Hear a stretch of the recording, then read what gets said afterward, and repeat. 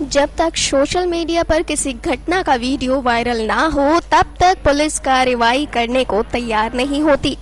जानकारी के अनुसार राजसमंद जिले के उसरनवास गांव का एक वीडियो गुरुवार को वायरल हुआ है, जिसमें एक युवक नीम के पेड़ से बंधा हुआ है और कुछ लोग उसकी जमकर पिटाई कर रहे हैं।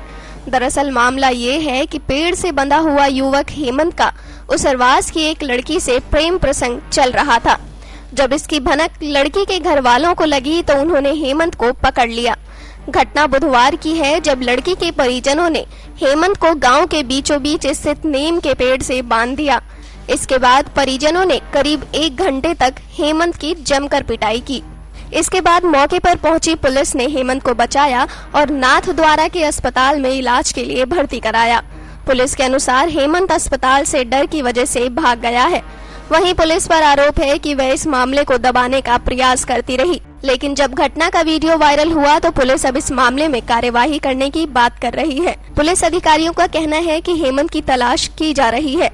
खमनौर SHO के अनुसार युवक को लड़की के परिजनों ने फोन कर घर बुलाया था और उसके साथ मारपीट कर दी थी। नेक्स्ट 9 न्यूज रूम से ममता की रिपोर्ट।